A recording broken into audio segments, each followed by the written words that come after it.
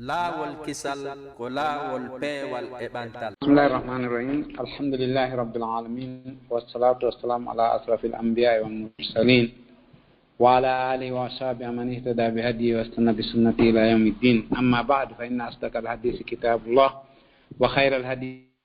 hadi Muhammadin wa sharral umuri muhdatsatuha wa kullu muhdatsatin bid'ah wa kullu bid'atin dalalah. كل ضلالة في النار. نعوذ بالله من النار وما يقرب إليها من قول وعمل، ونسأل الله سبحانه وتعالى جنته وما يقرب إليها من قول وعمل. أيها المستمعون والمستمعات، السلام عليكم ورحمة الله تعالى وبركاته. Haray darsu meɗen on kon ɗo yewtude no joporan ɗon en ni suɓani ɗon en windande fi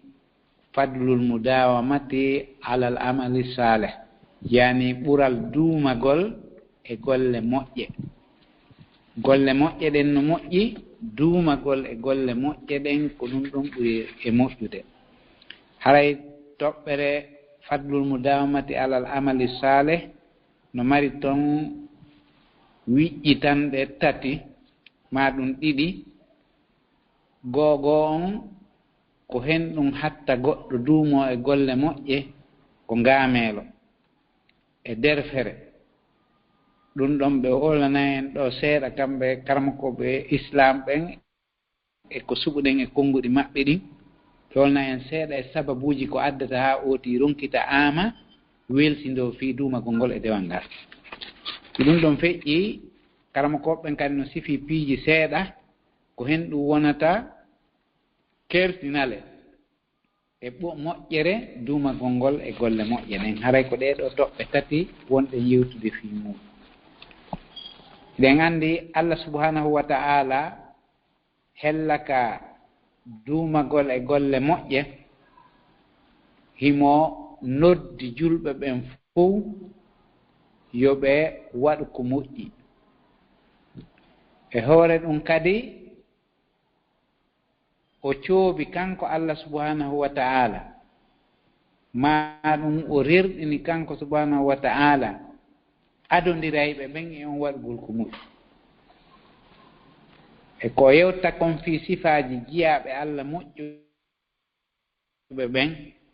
ɓe tawata ɓen ɗon ko yiɓɓe Allah laaɓuɓe ɓattinaɓe ko daali e haqqeji maɓɓe. Ulaika yusari'una fil khayrat wa hum laha sabiqun. Wo ɓeeɗo ko adondirayɓe e waɗugol moƴƴireji. Kala moƴƴere memminide fi mum, ɓe jiyaɓe Allah moƴƴuɓe, ɓe tawata ko yiɓɓe makko ɓattinaɓe ka makko, ko attodirayɓe fi waɗugol konko moƴƴi. Mo ɓe haɓɓitoto adoto oya waɗugol konko moƴƴi. ɓay ko wa fi dhalika falyatanafasil mutanafisuna. Folotirayɓe ɓe yo folotiri e waɗugol ko moƴƴi kon. Ɓeeɗo no yimɓe moƴƴuɓe, Allah holli wonde ɓen ɗon ko adondirayɓe e moƴƴereji ɗin, ɓe hittina e waɗugol ko moƴƴi kon, ɓe adondira kadi waɗugol ngol. Ulaika yusari'una fil khairat, ko hittinayɓe yacco fi waɗugol konko moƴƴi. Wa hum laha sabiquna, ɓe adondira kadi e waɗugol konko moƴƴi. O wi nokkugo wasari'u ila maghfiratin min rabbikum, adondire e waɗugol moƴƴere yaafotonde on nde tawata on yaaforte sabu muɗum. ɗaɓɓugol yaafuye on immorde ka joomimo, adondiri e ɗaɓɓugol ɗum ɗon. Adondiri on ɗaɓɓugol aljanna kadi mo tawata yanji mum no faamu meɗen on heƴirta ko Allah daali wa jannatin arduha samawatu wal ard o iddat lil muttaqin. Yacce kadi e adondirgol e ɗaɓɓugol o aljanna mo tawata faamu meɗen on ko wawata hattude ko aljanna on no yaaji ɓuri kammuli ɗin e leyɗele ɗin fuu. Haray yanyi aljannaji ɗin no ɓuri kammuli ɗin e leyɗele ɗen. Oɗo aljanna noon ko heblanaɗo ɓe yimɓe hulayɓe Allah. O daali nokkugo o hollugol wonde waɗo ko moƴƴi ko yo duumo. O daali yusabbihuna billeyli wannahar wa hum la yas'amun. ɓeeɗo ɓe suɓum hinanayi Allah, ɓe juulanamo, ɓe janto inde makko nden jemma e ñalorma, ɓe ronkata, ɓe amata, ɓe haaɓata. ɗum ɗon holli haray ɓe duumade e waɗugol konko moƴƴi. nulaaɗo men on sallallahu alaihi wasallam ka rerɗingol e duumagol waɗugol ko moƴƴi Abdullah ibn Amr ibn al-As radiyallahu anhu ɗen andi ko sahabajo nulaaɗo Allah sallallahu alaihi wasallam tedduɗo nulaaɗo wasinomo o makanimo ya Abdallah la takun misla fulan kana yaqumu al-layla fataraka wo hey ko an yo Abdallah wo tawa o wakkaariye fuɗɗinooɗo wadde ko moƴƴi o acciti hari o naafa e jemma kono o yahi haa e laawol o acciti on hadise no ka Bukhari e Muslim himo holli wonde so a waɗay ko moƴƴi ko ya duumo e muɗum wonaa ya waɗo haa e laawol accita haray accitugol waɗugol ko moƴƴi kon ɗum ɗon no jeeya e ella moolanaaɗo e waɗoo ko moƴƴi duumagol e waɗugol ko moƴƴi kon ko ɗum ɗon jeyaaɗo Allah woni ko ɗaɓɓiraa Abdullah ibn Abbas radiyallahu anhuma o maaki nulaaɗo men on sallallahu alayhi wa sallam no marnoo korɗo hari o hoore ñalorma o naafa jemma fii hollugol yo aaden fondu lowre nde o townata nulaaɗo on sallallahu alayhi wa sallam ɓayyeetama ɗum wonde oɗo o ñallay hoorude o waalay naafude nulaaɗo men on sallallahu alayhi wa sallam maaki inna li kulli amalin sira wa sira ila fatra faman kanat fatratuhu ila sunnati faqad ihtada wa man kanat fatratuhu ila gayri dhalika faqad dalla wo he golle wo golle no mari softere no mari ka tawata fewndu ɗon ooti no wakkili no hittini no tinni kono si feƴƴi ɗon kadi ooti ronkiray seeɗa seeɗa ɓen anndi fulɓe ɓen innay ko dogi o ñeegay kala golle noon no mari waktu kaftende no woodi ooti wakkilu to hittina haa jooni noon fiyota o taƴidiroy ɓay ko satti o ronkere aroye nulaaɗo men on sallallahu alayhi wa sallama holli yo ooti ronndo ngal o townata fii yo duumo e muɗum o fondal ngal o wawata naɓude fii yo duumo e mum sabuna sa ƴetti ko a townta a duumatako e mum ɓay noon angal duumagol e golle moƴƴe ɗen no wondi e ella nulaaɗo holli wonde kala golle no mari softende hiɗe mari kadi taƴodiral ka tawata ooti ronkitay ko dogi o ñeegay ɗum ɗon koko annda fii muɗum o wi noon si tawi woni fewndo ka tawata ooti fuɗɗi ronkude o lo'a tawi ko e sunna nelaaɗon sallallahu alih w sallam o tabiti o ƴettu ko o townata yani sunna nelaaɗon ko ƴettugol e ko o townata fii ooti duumo e muɗum o wi haray on ɗon hawri e sawaba o feewi amma si tawi ooti keebu goɗɗum ngo o rondi tawina ko o townata o acciti ɗum sunna nelaaɗon sallallahu alih w sallam haray on ɗon ɗen majji on hadise no ka sunanul Bazzar maka musnadu al imam il Bazzar haray nene Aishata radiallahu anha ɓe maaki nulaaɗon sallallahu alayhi wa sallama ɓe naatuno ñannde goo ɓe tawi suddiiɗo no yewtee fiimu nulaaɗo lanni ko hombo woni o ɓe wi o arijo ono kili o naafa o hooray moƴƴa nulaaɗo Allah sallallahu alayhi wa sallam maaki fii fewtingol yimɓe ɓen e yo ɓe ƴettu ko ɓe toonta fii yo ɓe duumo e mum o makki alaykum ma tutikun yani kala hadise ko ɓuri hewde kon ala ene mari sabu arugol makko ɓay nulaaɗo coobanaama nulaaɗo on sallallahu alayhi wa sallam yewtaama ko o suddiiɗo wakkiri kon o makki on say o hadise alaykum bima tutiqun ƴettee ko townoton kon fa wallahi la yamallu llahu hatta tamallu Allah tertata ko haa tertoɗon siɗa hannde ɗa wakkiliiɗa hittiniiɗa jokki ñannde accituɗaa o Allah subhanahu wa ta'ala kañum kadi accitay ko on wadda fii muɗum ko mi mana ya ƴettu ko townata hay si tawi woni ɗen ɗuuɗa hara a duumoto e mum sabu na accitay tun Allah subhanahu wa ta'ala accita o wi fa wallahi la yamallu llahu hatta tamallu Allah tertata ko ha onon kadi tertoɗon onon so ronki Allah kadi accitay mi mana ko waɗata kon fii muɗum ko waɗanta on kon si tawi woni on acciti Allah subhanahu wa ta'ala accitay ko holli ko ya duumo e muɗum wona ya accitu o maaki wa kana habbu ddini ilayhi ma dama alayhi sahibuhu ko ɓura yiɗede diina kanka Allah koko joom muɗum ƴetti tawi o duumoto e muɗum tawa o accitata on hadise imam Bukhari no yaltinimo ko kitabul iman imam muslim kan no yaltinimo ka kitabu safar hollugol wonde hina ƴettugol golle njane wi'a kono ko waɗata o yo taw hara a waɗa e duumoɗa e muɗum accitata ko anniɗa wadde o waɗu ko townata hara ko sunna on yaaruɗa nulaaɗo men on sallallahu alayhi wa sallama no rerɗini yimɓe ɓen yo ɓe yaadu e ko ɓe duumoto e muɗum hara heƴay e maɓɓe ɓay ɓe anndi ɓanndu ko ronkata yooti ƴettu ko townata digii fii yo waawa naɓude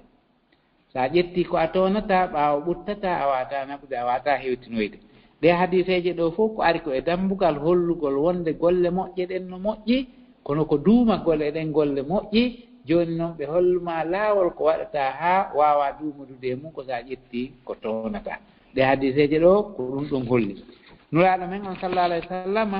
hari ɓe mooloto Allah e ngaameelo yowani ronkitugol ƴettugol seeɗa accita hannde ɗa hittiniiɗa wakkili janngo tertinoke wano ardi noon e hadise Anas ibni Malik radiallahu anhu eɗen anndi oɗo ɗen hari no anndi nulaaɗo on sallallahu alayhi wa sallam fota sabu kurkanagol mo nulaaɗo men on sallallahu alayhi wa sallam duuɓi sappo Madina kanko Anas ibni Malik o wii nulaaɗo men on sallallahu alayhi wa sallam no maakayno allahumma inni a'udhu bika min al-kasal wa a'udhu bika min al-jubn wa a'udhu bika min al-haram wa a'udhu bika min al-ajz wa a'udhu bika min ghalabati ad-dayn wa qahri rijal o hadise ɗo no ari ka amalul yawmi wal layla no ari ka azkar no ari hay Cheikh Saïd bin Musri al-Qahtani no yaltinimo hay ka hisnul muslim hollugol wonde no jeyano e nokko nulaaɗo Allah du'orayno fota e ko ɓe ɓurayno hebbinde du'agol innugol Allah mi moolike man goɗo ngaameelo yani banu adama yo wonu softuɗo softere makko nden noon ko yaadata koye dongal ngal o townata ngal ko wi nulaaɗo on sallallahu alayhi wa sallam moolotono Allah ngaameelo ɓe moolo kadi couleur reedu yani hara suusata wowlude goonga suusata wadde hay hunde ko tawata no yowndiri e goonga couleur reedu hari ɓe moolotono Allah e ɗum ɗon ɓe moolo Allah e ronkitugol ɓe moolo Allah e ko wiyete konɗen ajzu on ko ɗum wiyete yahugol hara townata ɗaɓa gokku ni accita hara townata ko honto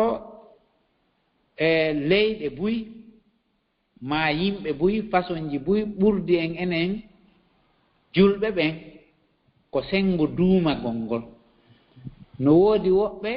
no jeeya e gunndo gañagol maɓɓe ngol wonaa holugol Allah wonaa gomɗingol Allah kono ko duumagol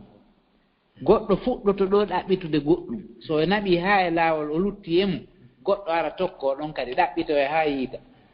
kono enen si goɗɗo naɓii seeɗa acciti gooto alaa yeƴƴitaade e mum hannde kadi anngal duumagol ngol ɗum no wona sabu haa ooti ronkita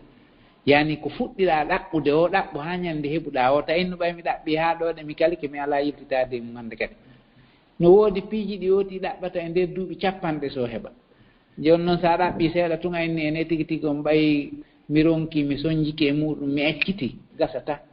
ko sa soñjike ko ya duumo kadi wakkiloɗaa duumoɗaa kadi wakkiloɗaa e muɗum haa ñannde Allah okkol ma o dewe ɗen kadi ko noon sa fuɗɗiki ko ya naɓu jokkindira duumoɗaa e muɗum hara naɓaali haa e laawol accita golle ko gollete kon fof kadi kala ko gollete yooti duumo e muɗum ɗaɓɓita haa ñannde Allah on holli ɗum no woodi eɓɓayɓe goɗɗum ɓe yanngoda e muɗum haa kono ko tuma Allah hokkori ɓe o amma sa fuɗɗike ɗo ɗaɓɓude goɗɗum a ɗaɓɓi seeɗa tun a hawri e soñja haa citi gasata en yii ka goɗɗo yanngodi ɗo ɗen e ɗaɓɓere goɗɗum e ndeer duuɓi capanɗe kono o sakkitori heɓugo annoon sa fuɗɗike tun a yahi haa e laawol a kalike ayni an a mamata hannde kadi a yidditata ko ɗum gasata sa tampi a soñjiki wakkilo kadi kala golle ko wooti gollata yo wakkilo o yanngoda e muɗum haa tuma Allah hokkori mo o ko ɗum waɗi nulaaɗo no moolotono Allah min al ajis on ko yawgol haa e laawol ronkita enne mi wakkilaaki hannde kadi mi acciti wa galabati dayni e foolireede ñamaande foola ooti wa qahri rijali e fooleede worɓe o hadise ɗo noon ka Bukhari e Muslim imam Bukhari fillimo kitabul jihad hollugol nulaaɗo Allah no moolotono Allah e fuɗɗagol goɗɗum accita ma ronkita ma ɗum aama ɗin ɗon piiji fof o moolotono Allah e muɗum ko waɗi so o mooli Allah e mum ko ɓay moƴƴa ɗum waɗi imam Nawawi rahimahullah mo maaki wo hadise ɗo no holli wonde yo ooti hakkindin golle ɗen o ƴettano nulaaɗo Allah sallallahu alih w sallam warri noon o deesini laawol ngol koye ooti yaadu e ko townata fii ooti waawa duumade e mum e hoore softeende ɗum wasi ɓe maaki e hadise mo Bukhari kadi filli hayrul umuri adwamuha wa in qalla ko ɓuri moƴƴude e fiyakuuji ɗin fof ko waawayɗi ɗin duumade yaara yeeso hay si tawi no fanni on hadise noon ka Bukhari haray eɗen arde e toɓɓere ɗimmere nden ko hen ɗum ɓuri ɗuuɗude e ko sabimbinta ngaameere ko hen ɗum woni piiji ɓuray ɗi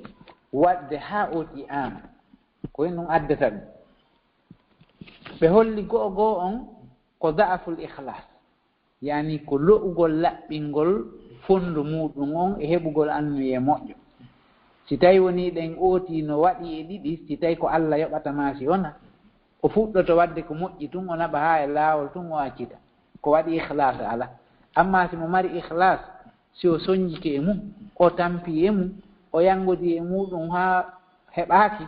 hatta fof muɗum madama koko moƴƴi o jokki o jokka amma si tawi ko won ɗaɓɓude toon ko goɗɗum go ɗum heɓaaki o accita e jooni ko moƴƴi ko amma si ko Allah wonɗa ɗaɓɓirde fiimum accitata accitata ko ɗum waɗi si kalama ko ɓe maaki no jeeya e sabu ko wonata watta haa ooti accita ko moƴƴi kon ko lo'ugol laɓɓingol fondu muɗum on hara limanu on tekka ɗen anndi noon ko ko wiyete ihlas ko goɗɗum e coɓɓuli ɓurɗi mawnude e tugale ko wonata sabu haa dewal ootingal jaɓe si tawi woni ɗen ooti no laɓɓini fondu muɗum on Allah walla mo dewal makko ngal jaɓe Allah on jaɓata dewal ngal tawata jommum laɓɓina limanu laɓɓini ɓirnde muɗum nden fiyo wonan Allah tun ko ɗum waɗi so daali wa ma umiru illa li abudullah mukhlisina lahu ddina ko ɓe yamira ko ɓe rew Allah haray ɓe laɓɓinani mo diina haray noon ko koko wiyete ihlas laɓɓingol wonki mum laɓɓina anniye mum laɓɓina fondu muɗum anniyo golle mum ɗen ko fii Allah tun yiingo naata nder ton piiji hunde e nani nan e ko nandi e muɗum e laɓɓere geɓal naata ɗum ɗo ɗen watta haa julɗo on wakkilo o soobino o tinno hara o ronkata o haaɓata o teftatako ɓay haray mo anndi ko woni kon ka Allah ɗum ɗon ɗen fogata o henndoto o hula Allah o hula lette makko ɗen o tijjo e moƴƴere wonde nden ka Allah e mo anndi nden ɗon kan tuttata nde heɓoto amma si tawi ihlas on lo'i yiingo ngon ilay jooni naatira seeɗa seeɗa yiingo ngon naata e jooni ka ihlas on ɗuytiyo ko riya o woni naatu o riya o ko yiingo haray hannde kadi si yiingo ngon naati wakkilaare makko nde ñifa jooni pellital makko ngal ñifa o terto ko wowi wadde kon fof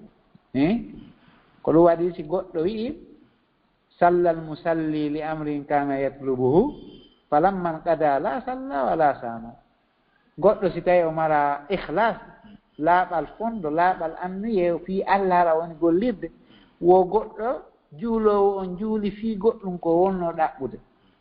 kaw heɓuno ɗum ɗon fii mum lanni hannde kadi tertike juulugol ala horgol ala hunde ala kada ka ala hay fof sinnama joni ɗen ɗaɓɓude hunde kaari toon ɗo en fof fewtinge ɗum ɗon mo yiiɗa o ara no fewti e Allah no laɓɓini fondu mum on no immade jemma juula no torade Allah no wakkilino ɗumannade no wakkili no hittini ka ɗum ɗon heeɓi yo yimɓe ɓen hannde kadi terto ka ɗum ɗon heeɓi yo hannde kadi lanni hinano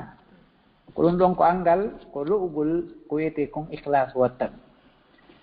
haray si yiingo naati nani naati faale teddungal naati faale geɓal naati ɗum ɗon hannde kadi duuma golle golle heɓataake ɗi ɗum ɗon ko toɓɓere ɓurde tiiɗude e ko wonta sabu haa ooti accita ko jokkuno e ko moƴƴi hara duumataako on ɗiɗaɓum ɗum ko nisyanul akhira yejjitugol fii l'akhira si tawi woni ɗen neɗɗanke no mari softere fii ko golle si tawi himo softani laahara on feere o ala softangol makko laahara on waɗa e haa geɓe aduna ɗen fof ñifa amma so yejjiti fii laahara on waɗay haa ko softanno golle kon kañum kadi ñifa si tawi himo hittini fii ɗaɓɓugol laahara on softede ko softi kon fii ko ɗaɓɓirte kon laahira ka dewal ɗum ɗo ñande o ara eno huɓɓi imo wakkili amma si tawi woni ɗen yejjitugol laahira on ari e makko feere o alaa ko softanno kon fii mum gollal ngol laahara on ɗum ɗon ñifay giggol aduna ngol jaaɗo ɗum ɗon ƴellito haray ɓernde makko nden yowito e aduna on kisan limanu makko on ñifira gokkun lo'ira seeɗa seeɗa haa ɗaana jooni noon si tawi wima noon ɗaanike dewal ngal teddira yuuti haray hannde kadi o wawata jokkindirde o yejjita fi mayde o yejjita fi lahira o yejjita fi aljanna piiji ɗin fof tamawuji makko ɗin fof yo e gere aduna on say noon jarrabuyeji ɗin e nambaraji ɗin hawtita e hoore makko o maafo fi heɓugol tun geɓe ko fi laamu ko fi ngalu ko fi teddungal ko fi soneɗo sentoreɗo dooleɗo magoreɗo naatireɗo gidi gidire hande kadi o wata dumade golle moƴƴe e ndimano makko on kala yo ko wiyete kon e ngamelo arta e makko ɓandu makko num teddara o wata rewde Allah hande kadi ko fuɗɗi fo o accita no jeeya e ko wonata saabu ha oti derka dewal ngal ngamelo naata ko alhayatu fil jawwil fasid wuurugol e weeyo gongo wuuridaɓe ɓen si tawi softa feere o ala oti kañum kadi softata kono si tawi a sutti wuuridaɓe ɓen ɓe wonduɗa ɓen ɓe wonɗa ñallidude waalida ɓe wonɗa hiiridude ɓe wonɗa dogidude ɓe fof maɓɓe ɓe wakkili an kadi a wakkiluto joni yaada e maɓɓe amma si tawi ko yimɓe amuɓe tun wonduɗa ɓe tiiɗinna ɓe teddina fi mum haccati maɓɓe ala an kadi a tawta ɓe ɗum tun ko yiiɗa waɗen o ɓe inna a yandi an kadi neɓata inna a yandi tertoron no yani ko wiyete wondiɓe moƴƴuɓe ɗum no jeeya e ko wallata ooti fii o waawa wakkilade o softa heɓano o duumora e golle moƴƴe ɗen si oti no wuuri e hakkunde yimɓe yedduɓe maɗo yimɓe ɓoyliɓe yimɓe ɓe annduɗa softana diina kan few yimɓe amuɓe tun oti wuuri hakkunde maɓɓe haray ɗum no wonata sabu haa ooti ama duumagol e jokkindirgol e golle moƴƴe ɗen yani wondugol e yimɓe lowɓe limanu ɗum ko bala o moolanaɗo ka yimɓe moƴƴuɓe aade moƴƴo si wondi e yimɓe lowɓe limanu e yimɓe ɓe moƴƴa ɗum ɗon ɗen ko hasi kon wontanaymo balaw ko ɗum waɗi si imamu journuji mo yaltini yewtere ka deftere makko taalimul mutaallimi en fof eɗen anndi nde hari kala janngo o fuɗɗora e nden ɗon niyeɗiji moƴƴino e mayre o wi la tashabil kaslana fi haalatihi wota wondu e amuɗo ko alhaaliji makko kam salihim bi fasadi ahara yafsudu no heewi e goɗɗo mo tawayno ko moƴƴo o bonira sabu bonugol goɗɗo mo tawata ko ɗimmu makko on bonnamo hari ko aade moƴƴo kono ɗimmu makko on bonnamo adwal balidi ilal jalidi sari'atu aaden jom hakkille so yollodiri e bulaw yani yo bula raaɓugol bula on e makko no yaawi sut bula on raaɓa e mo jooni mo tawata on softa hakkille ala tiiɗa raaɓa e mo jooni ɓe fof ɓe wona gootu won sifa mum ko aljamri yuuda o fi ramadi fa yahmadu no wawi was ƴulɓere yiite ko nde huɓɓi o ko nde huɓɓi sa ukkinde e nder dooni neɓatano nde ɗani ko noon o holliri wonde wondiɓe ɓen no wona sabu kañum kadi si tawi ko moƴƴuɓe oti softa si tawi woni ɗen hina moƴƴuɓe oti kañum kadi lo'a haray julɗo softuɗo koyo wondu e yimɓe softuɓe o jooɗoto e yimɓe moƴƴuɓe ɓen ko ɗum laaɗo Allah sallallahu alaihi wasallam no maaki almar'u arrajulu ala dini khalili ma riwaya gono ni almar'u ala dini khalili neɗɗanke toujours ko e nder yankinaare e diina jaatigiijo makko on o wonata ko ɗum o maaki fal yandur ahadukum man yukhalilu mo ɓeyo ndaar ko on mbo weldidata ko on mbo settudata on hadise imam tirmidi abou dawuda fof no yaltini haray no jeeya e ko wonata sabu ha oti accita dewe ɗen ma o aama ma o ɗuytito ma o ronka duumade e mum alghuluwu wadda saddude yani feƴƴintingol luggina sattina e hoore mum ha hara townata rondo ko townata sa inni joni a rondo ko a townata kon a wawata na ɓoyde ko ɗum waɗi sinulaɗo Allah sallallahu alaihi wasallam no maaki inna dina yusrun walan yusadda dina ahadun illa galaba dina kan ko newi ka sattinɗo dina kan wo o townoyta poola e mo joni ko wawi o townoyta ko ɗum waɗi sinulaɗo Allah sallallahu alaihi wasallam faaletenoɓe sattinde ɓen fof e zaman makko o yettoɓe na sunnagon ni few nde o yarno inni min ɓay miɗo faala softude mi jombata o ya inni ɓay miɗo faala softude mi ɗanatako o ya inni ɓay miɗo faala softude min kadi e nder komi wuurata ko si Allah jaɓi mi fewndora e o alhaali ɗo e o alhaali ɗo komi juulu tum mi ɗanatako komi hooru tum mi ñamata komi wonu hara mi jombata sifa ɗin alhaaliji o fawi ɗum hoore makko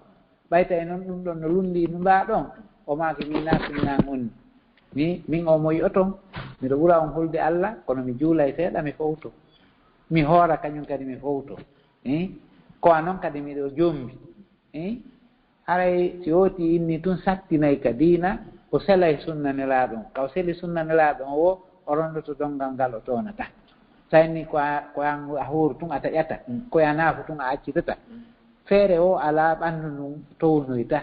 ɓanndu ma ɗum ko loope ko ronka hende jooni noon si a faala duumaade e golle yaade e sunna nelaaɗon sallallahu alih w sallama yaada e ko toonata kon fiya ƴettu ko dongal ngal yaade naɓata haray sinaa ɗum sattingol ngol no jeeya e ko wonnata sabu anngal duumagol ngol e golle moƴƴe Allah daali o maji ala alaykum fi dini min haraj ɓitte ndi ala e nde diina kan Allah on waɗaali ɗum haray neɗɗanke o hadise ɗo imam Boubacar no fillimo ko kitabul iman e sarhoɓɓen watti ɗon wonde yo oti yahu ka laawol hakkunde feƴƴintingol e ŋassingol sa yahi ka hakkunde ala wokude sa feƴƴintini a unoyto sa waɗi wite si tiiɗuɗo a uuyi feere o ala unoyto sa ñeygi kadi a feggoto yana ko ɗum ɗon holli ko wonde ko yayaaruɗoy sa yahi ka hakkunde ala wokude haray ko ɗum toɓɓere tammere nden karama koɓɓen no holli kertinale e ɓural ko woni kon e duumagol e golle moƴƴe ɓe wi googoo on duumagol e golle moƴƴe ko min sifatil mu'minin ko jeyaaɗum e sifaaji yimɓe gomɗinɓe aljaaddiina sooɓiniiɓe wakkiliiɓe hittinɓe Allah subhanahu wa ta'ala o daali alladina hum ala salatihim da'imun woɓe yimɓe moƴƴuɓe yimɓe gomɗinɓe yimɓe softuɓe jogiiɓe sooɓe ɓeeɗo koɓe duumotooɓe e julɗeele maɓɓe nen o wiyaali tun koɓe juulooɓe ko wi koɓe duumotooɓe holli hen ɗum wonde duumagol e golle moƴƴe ɗen no mari hertinande fii jiyaaɓe Allah moƴƴuɓe ɓen ay ɓeeɗo ko duumotooɓe e golle julde nden hella ka julde koɓe duumotooɓe e tottugol nde e waɓutuuji mayre on koɓe duumotooɓe e tottirgol nde suruutuuji mayri on yani sartiiji wallinaaɗi fii mayre on e ko timminta nde kon ɓe wa'a wa yimɓe ɓe tottataande ma tottira no tottiri o tottira embere belaaɗe muɗen no faaliraa o hara haccaaki Allah ko daalik ko alladina hum ala salatihim da'imuna on koye cende ɗen fof tottugol ɓe woopata ɓe lundataako ɓe totta kadi ka waɓutu e hoore sartiji ɗi islam on wallini ɗin yo rewi e muɗum ena tottirgol no tottiri o fii tun no seedira en no jeeya e kertinalle duumagol e golle moƴƴe hiya wasiyatullahi li halqihi aw li safwati l halqi min al ambiyai wal mursalin Allah no wasiyi ɗum ɗon ɓurɓe suɓeede ɓen e tagu ngun ka annabaɓe ka nulaak o daali fi annabi isa alayhi salam wa awsani bisalati wazakati ma dumtu hayya holli wonde Allah wasiike annabi isa juulugol ngol kañum e hoorugol ngol e ittugol jakka fannihi mo wuuri wona waɗugol e waɓutu acca e waɓutu ko fannihi mo wuuri ɗum ɗon holli wonde no hertinana ko oti gollata e dewal yo gollu hara ko e hoore duumagol wona taƴidirgol ko waɗu haa ka o maayi o daali e haqqe nulaaɗon sallallahu alayhi wa sallama o wii wa abud rabbaka hatta ya'tiyaka al yaqin rew joomi maaɗa haa are mayde nde imam ibnu kasir maaki hatta ya'tiyaka mawt haa are mayde nde kanko ibnu kasiri o maaki wono dallinore e oɗo aya wonde dewal ngal ko waɗɗi ɗum e neɗɗanke fanni himo wuuri julde nden ko waɗɗi ɗum e neɗɗanke fanni hakkille makko ɗen no ka hoore makko fanni mo mari hakkille hay so nawni ha o runkititi hakkille no ka wonki makko haray ko yo tottunde e embere taaka makko on wono ardi noon e hadise juulu hiɗa dari sa wawata jooɗoɗa sa wawata waaloɗa salli qa'iman fa in lam tastati fa qa'idan fa in lam tastati fa ala jam ɗum ɗon holli wonde julde nden koyo ooti gollunde fanni hakkille no e makko e alhaali mo tonirta no jeeya e hertinale ɗen hiya ahabbul amali ila Allah ko duumagol e golle moƴƴe ɗen ɓura yiɗede ka Allah ko ɗum wayi sinulaaɗo Allah sallallahu alaihi wasallam landano su'ila rasulullah sallallahu alaihi wasallam ayyul amali ahabbu ila Allah nulaaɗo landano golleji ɗin fof ko hen ɗum ɓura yiɗede ka Allah faqala o maaki adwamu huwa in qalla koko ɓuri duumade kon haysi tawi ɗuuɗa wooti si ƴetti ko tawata o naɗay few ñande o waɗay ɗum ɗon ko fanɗi o ko fanɗi haray ko ɗum ɗon ɓura yiɗede ka Allah di ƴettugol buy yaha seeɗa liɓa hara feƴƴi yaha mutatako nene aissata radiallahu anha ɓe landano kayfa kana amalu nabi sallallahu alih sallam ko honno golle nulaaɗo ɗen woyi ɓay ko kanko ɓuri humpitade ɓe landimo ko honno nulaaɗo gollirayno andike mo ko honno nulaaɗo Allah gollirayno heno ko jaabi ko o maaki kana amaluhu diima wa ayyukum yastati ma kana nabiyu sallallahu alih sallam yastati hari golle nulaaɗo ɗen ko duumiɗe ɗe tawata so nangi o accitata ko golle ɗe tawata no jokkodiri ko hombo e mum wawi wadde sifa ko nulaaɗo Allah sallallahu alih sallam watta kon ko hombo tawnata ɗum ko ɗum waɗi si cheikh Salih ibn Usaymin rahimahullah o maaki hada yadullu ala anna al insana ida atada fi ila al khayr an yudayima alayh ɗum ɗon holli wonde neɗɗanke so wowti gollugol ko moƴƴi harayno haani ka o duumo e muɗum hara o accitade mi mana so yotti fuɗɗi ko wano naafugol wondude e farillaji ɗi koyo jokkidir hara o taƴidirade so fuɗɗi ke wano juulugol wadduha hara o jokkidira so naafa e jemma yeru wo ko o watta hay ko darɗe ɗiɗi fette o naafata e nder jemma o yo taw hara o duumoto e muɗum haray ko ɗum ɗo woni golle moƴƴe ɓe tawata so tawi woni ɗen ooti nangi ko taw hara o wakkiloto o yaada e mum o duumoda e mum hara na naɓugol seeɗa liɓa ma keebugol ko toonata ma naɓugol ha e laawol hala ene ronkiti accitira ronkere ko woti nangi o nangu somo fondude yo fondu ko toonata o wakkilo kadi o duumo e muɗum hara o accitata ko ɗum ɗon ɓuri moƴƴude e ko gollete kon fof haray wawa darade ɗon bisimillahi jarama kala ko hen min doni ko mi weltaniki on waɗni en ɗo yewtere labade wondude nafoore fota aray hajja e miɗo joni taw micro on ɗon deti ɗon batti oɗon mako ɗon fi programme radio meɗen on ɗon ɗe ko yowiti e filande ɗen kontina ɗumɓen naati hajjen assalamu aleykum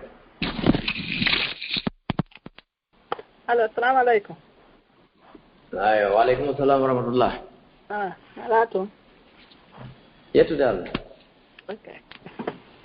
ñaafede ɓayi yimɓe no ga seeɗa ɗan pottini seeɗa nam haray ɗen ɗon nande min ɗan nande awa bisimilla haray ɗonnede lam programme lande ɗen haray mi watti e sooke moɗon nam haray embere ko ari wo mi si tawi laaɓa to on ɓanginanayi lam mi watta micro on embere on ɗon tan kono haray miɗo ɓanni ɗuma honno matériel on takko karama ko meɗen fi yo yewtere nde wawnatude moƴƴa ok no ɗaɓude nene awa bisimilla haray min joniti on konngol ok haray Bayaana on lanni yaafede ɓayi ko ɗo toɓɓere dari yo yer ko eɓɓinino ɗen kon e wanno embere 30 minutes darso on e ko lutti hande e fi waynondirgol meɗen kon inchallah ok no probléme awa jonne lande 10 secondes away yimɓe no kaduma ndeka ok haray musidɓe julɓe nene gotoɓe haray ko wano noon haray ɓe ganditina kipamɓe ɓeɗo on tan oɗo radio meɗen Laawol Kisal ko wano hajja Fatoumata ñippi e cheikh gueɗal maɓɓe e cheikh Mamadou Aliou Bari e oustaz Abdoullahi tolramɓen teɗen alɗoɗe haray en salmini jama wonɓe nder gaɓen fof kadi e weltanike ɓe haray en torike ɓe kadi manditagol ko yewta ko gollititay ko woni nafoore golluma jentitagol darso ko manditagol ko yewta e muɗum kon on tigui gollitira kadi hara ko no karama koɓe meɗen makiranen ɗo ni yewtere nden tawa o tigui jentitike nde faaminde o laɓɓinani Allah kadi e nder ko o gollitirta kon no haaniri noon won neraɗo meɗen Muhammadu sallllahu alayhi wa sallam timminiri e yo rewir Allah noon. Nam nam Ustad nandalan miɗo nando yaafe de bisimilla. nam hono Alahajii on jarama albarka moɗon yo Allah yoɓon ko ɓuuri e moƴƴude. amin amin on jarama noon kadi tigitum kula khayno baro yo Allah waɗi jikkini aljanna. nam nam tuɓe julɓe tedduɓe harayno jentoɓe en noon haray ko ɗo ɗumen hattande haray kala faalaɗo landagol mo wawi wadde star 61 ko ɗon e étoile 61 haray ɗo yoɓe ƴettan e lande ɗen ɗo haray ɗen andintina e yontere hannde inchallah haray ko julde so tawi ko ɗum Allah subahana taala muuyi e haray nde ñanden bayana ala bi isnillahi haray en artoyey le 7 mois de août yontere hannde ɗiɗaɓere haray ko ndeñande fuɗɗitoyto ɗen kadi inchallahu haray en wondi kadi e sehuɓe men ngoode ga tedduɓe bi isnillah e haray ɗomen toro Allah subahanahu wa taala yo Allah kala juuɗo e jang e julde nde feƴƴe jang hokka e mbaraji oɗo sappo arana ko donkin ɗo nam haray lan udditande ɗo adiɓe waɗude ɓen nam maketeɓe ɗo chef Ibrahima Souri Sow assalamu aleykum. Waaleykum salam wa rahmatullah. Nala toon? Janta alhamdulillahi. Dañi jam? Alhamdulillahi. Maɓe wuro ɗon sage haray weltana koɓe moƴƴa koɓe andintinna ko jamanu ɗum ɗo weltana moƴƴa yo lokkuɓe baraji Allah waɗanɓe kam andaki maɓɓe ñande yawmal qiyamata faminami minen kadi koɓe waaji ɗo ko haray landal ngal mi landingal ko wona e wono julde fana e yeggiti e juuli wona darɗe tati o salmini o yeggiti nde wotere ndo immantoɗe nden ɗon ndenno simo hani nde darnal ngol ka ɗon o habbire toon o yoɓita ɗon landalal ngol. Bismillahirrahmanirrahim alhamdulillah salatu wassalamu ala rasulillah wa alihi wa sahbihi wa sallam. Mi innimo no juulude julde wono fanano hollirɗon ni o juuli darɗe tati o yejjiti o salmini ka tammere tawi mo luttiri darnde wotere ko juula si o salmina ka o salmini ɗon so anditi ko yo maho ɗon kisan habbirango harminirgo hannde kadi ala innugol darnayi ala ko ɗon kisan o mahoto o tokko immoɗo o watta darnde makko ŋakkunode nde o jooɗo tawi o salmina ko sujja baada muɗum sujuddeji ɗiɗi ko sujja sujudu baada salami sujuddeji ɗiɗi o salmina haray ɗum ɗon o wattirta julde nden dar assalamu aleykum warahmatullahi re famille barka boy lokko mbaraji haɗa mi heewi ko sagen ɗon kadi kamɓe kadi ɓe jarama boy assalamu aleykum warahmatullah. Waaleykum salam warahmatullah. Joni lan udditande haray kala faalaɗo landaɗo no wawi wadde star 61 inchallah ɗo yoɓe ƴettuɓe ɗo nam ɓe makteɓe ɗo Cheikh Abdoullahi Sow assalamu aleykum. Waaleykum salam warahmatullah. Assalamu aleykum warahmatullah. Waaleykum salam warahmatullah wabarakatuh. o heewi jam nala toon bon min ko ladde ɗiɗi mi mbaɗi ɗon sayi heeja inchallah aranal ngal so tawi hino sella nde jiyaɗo e nder duwaji ko toroto kon Allah o tawi no sella toragol mo tefinoyede ñandedal ngal e mana innugol dorkema Allah arsikan tefoygol ñandedal ngal ka sellata landandimmal ngal nam landandimmal ngal mono faala fuɗɗade yeeyugol geygu yallinoɗi deftere de o jangata fi fuɗɗagol ka ko honno ko so waɗen ɗon ɗiɗi mi mari comme lanɗo nam hella ka toragol nam kala ko fuɗɗa e ko moƴƴi hiɗa wawa torade Allah nam tora Allah ngol hella ka du'a hiɗa wawi du'ade kala ko moƴƴi e ko faalaɗa ko moƴƴi wawi du'ade fanni ko du'oto kon hara wona ko mahalɗi manam harana ko woni gasata few kala ko gasata hiɗa wawi du'ade Allah a torotoni aɗa si Allah subhanahu wa ta'ala waɗa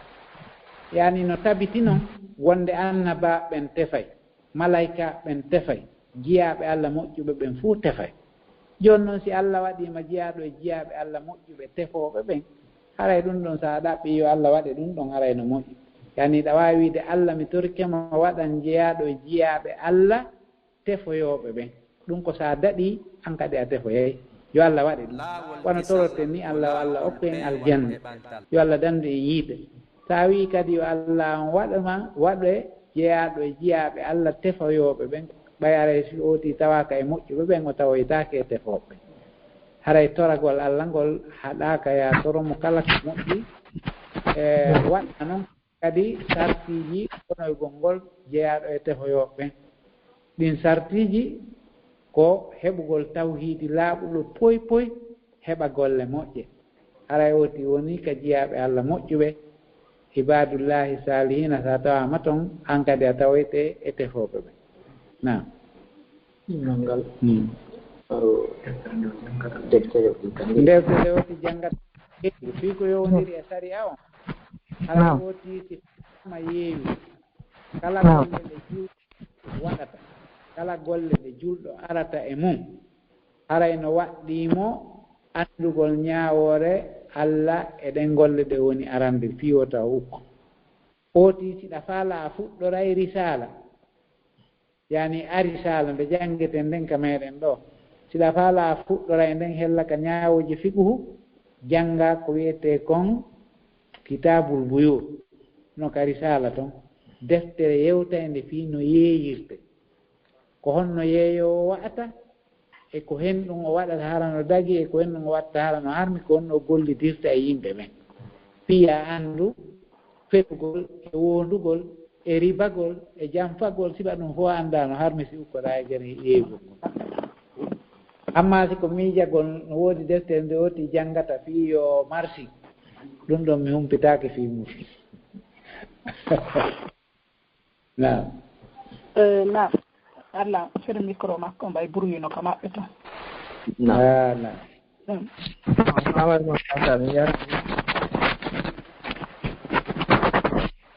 awa joni mi ɗitana woɓɓe goo ɗo ɓay kamɓe buruyonno to nam aray ɓe maketeɓe ɗo Cheikh Alpha Ba assalamu aleykum waaleykum salam wa rahmatullah nam ustad no jenti on assalamu aleykum ustad waaleykum salam wa rahmatullahi wa barakatuh en ala toon afiyano ɓeydi alhamdulillah min hara mbiɗa ma ɗon ɗe landal ko yowiti fii jakka nam koye ndu lewru dartondo ɗo joom bente mi wowno ittugol jakka komi takon kono haade nde mbiɗa annoyi jonnugol goɗɗo goo donc kono noon o heeɓi haaju wonɗo important e ndu lewru ɗo ɗen ka donkinɗo ɗen ni mo heeɓi haaju wonɗo important donc ɗelal ngal haray koye sahi hara hino sella ni komi annoyo jakkaji ɗi mi annino ɗin fi si mi itti ɓay kanko mi annino fi jonnugol so tawi mbiɗa wawi ittugol ni haray tina ɓay koye ndu lewru dartondo mi annino ittugol donc si mi ittino kadi ko kanko mi jonnata kono o heeɓi noon ni haaju wonɗo important mo wawata regi lande hoore makko donc haray ko noon e woni ngal naam haray no dagi adintingol jakka on ko no woni adintingol ngol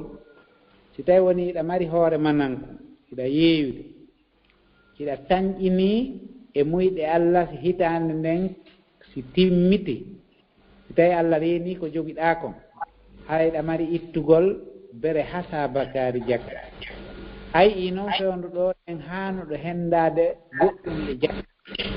ma haanuɗo tam tawata haaju muɗum bonayi woni ma ko nawnuɗo ma ɗum ko taƴiɗo e laawol muɗum sifa ɓen jogiiɓe ɗin alhaaliji hiɗa waawi ñawlaade e konti jakka on winda jonnamo yerko anniɗa jonnude mo o winda ɗum ɗon mara anndi ñawla si wonno e a itti jakka on tiira ko ñawlinoɗa kon ɗon mana sa ƴettiɗo joni wano $100 a jonnimo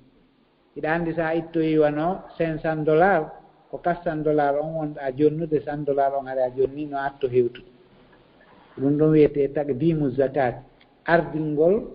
ko ittete e goɗɗum e jakka on oti itta ko addi waktu on hewtude arayno daji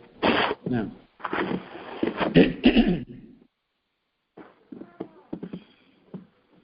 permiti ɗon e landal gotal ngal kadi so tawi hara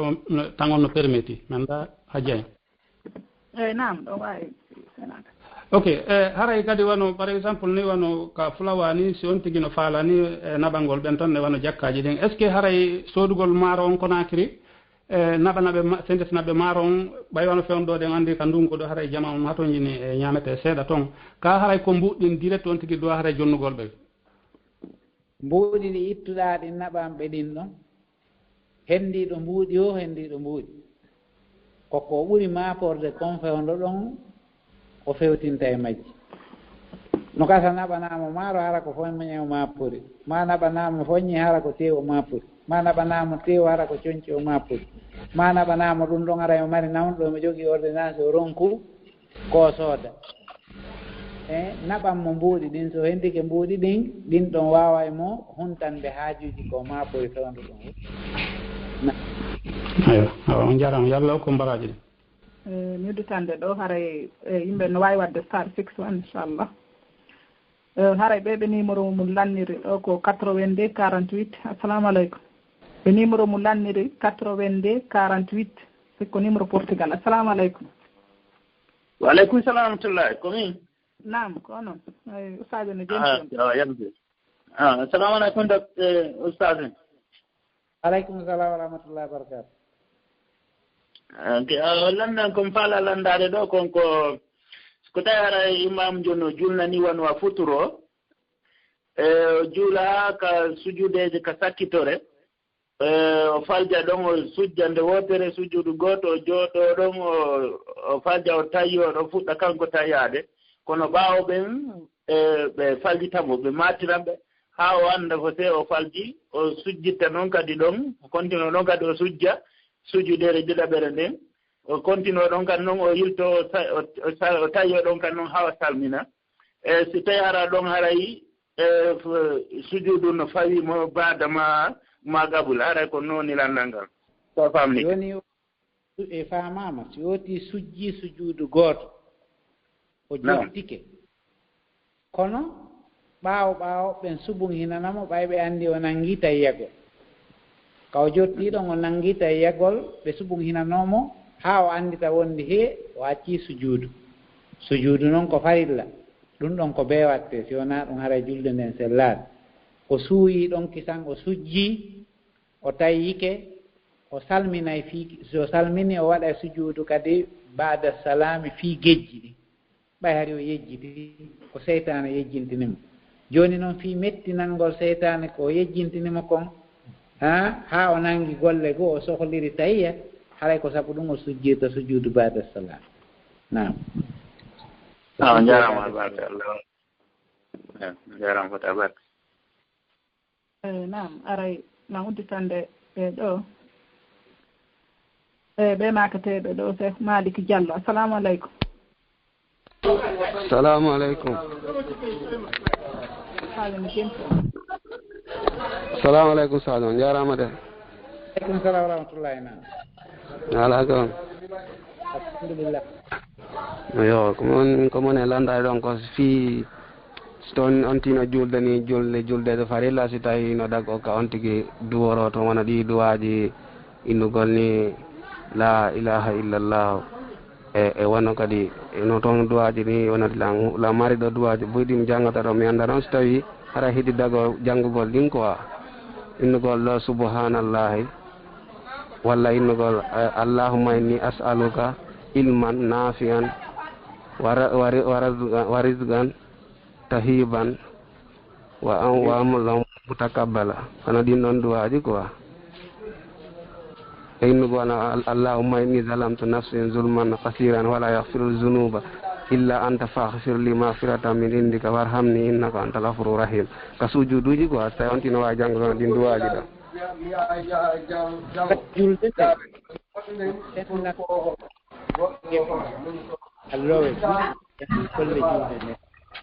lowe allo golle julde mi to ngola nanade mi inni nam julde nden no mari lowe ɓe tawata no e nder julde nden ka kala e muɗum ko lowre muɗum nder remata lowre ka tawata ko subun hinaali waɗete ko subun hingol ngol watta wano ka ruku'u ka sujudu e ko waywa mum ka tawata ɗon no waɗa fii ko yowodiri e subun hinaali e yettugol e ka jangete ka kala e muɗum lowre mum nden ko nder remata ɗon hella noon ka du'aaji ɓaawo a janngude tayye on iɗa waawi du'aade ɗon ɗen du'aaji moƴƴi ɗi tawata no joli ɓeydita e hoore ko jannguɗaa kon ma ɗum si a salminii kañum kadi zicruuji watteeɗi ɗon ɗin watta kañum kadi du'a ko faalaɗaa o batte muɗum kono ɓay julde nden no senndanaa lowe muɗum ɗen hina ya jillindir ko tawata kon ko ka janngete ko ya janngu ka subun hinte ko ya subun hin ka du'ete ko ya du'o wono sa sujji a subun hini ɗon ha a gayni iɗa wawi du'ade ɗon du'aji moƴƴi ɗi tawata no ari ka sunna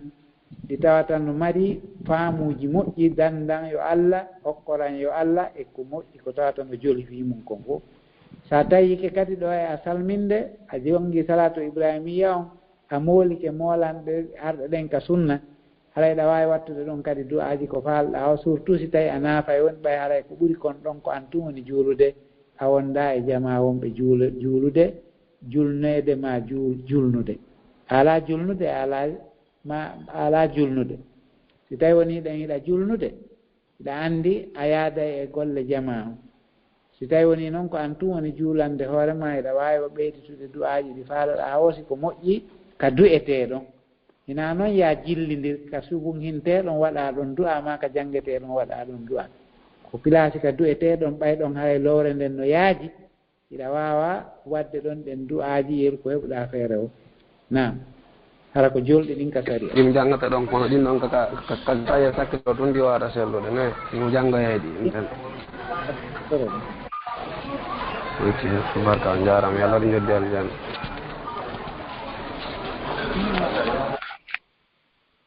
nam haray usaji ko ɓeeɗo wanno ɗo lande ɗen joni haray ono kadi ɗum ñallin mannade haray min accita on fendo ɗo inchallah super awa albarka on jarama haray naaji o weltanama yo Allah yoɓiron ko huule moƴƴude noon kadi e wakkilare nden wakkiliɓe fota on ɓeytani en ɗo kadi alhaaliji e hatojinanoɗi yo paame e nder yimɓe wonɓe landaɗo ɓe haɗay albarka moɗon en salmini musidɗo ngal fof min landi kestinalaɗo ɓenen sallah jaɓi onon kadi on jarama albarka moɗon boy yo Allah yoɓɓon ko ɓuuri moƴƴude hewtintina onon kadi e jaam moƴƴere so en kadi ɓe weltanama fota albarka maɓɓe albarka nam musidɓe julɓe tedduɓe haray no jentoɓe en noon haray ko ɗon ɗen hattude inchallah hannde kadi haray on fof weltanama on du'anama e watte ko acciti toon ko gulleji monɗin e seena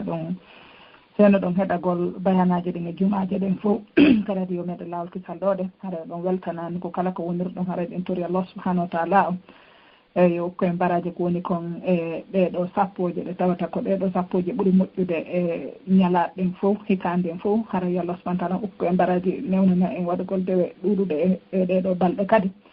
e nandirɗen noon hikka haray ndeɗo nawnare waɗi ha hajju yahaka hara en torika Allah subahanahu wa taala on yo Allah newi naɓa ndeɗo nawnare ko nde lorrata hay e goto ɗo e ko aroyta kon kadi hara suga ɗum ɗo wattali inchallah e haray noon naafino ala yahayede makka hatta yimɓe ɓen kadi tinno haray kadi ko ɓeydugol wakkilade moƴƴa inchallah e nder ɗeɗo balɗe sappo sabno balɗe sappo ko seeɗani haray lanni inchallah haray fof ɗon weltana e haray kala natinoɓe ɓen deeti seeɗa haray ɓe wawi seenade ka youtube haray inchallahu e nder janggo ha faɗɗi janggo haray bayana on woni disponible toon ene andirɗen noon kadi haray yewtereji buyhino toon tawata hiɗi wallito moƴƴa muradu moƴƴuruɗi ɓeydita moƴƴa e ka ɗuma kadi ka page meɗen facebook kadi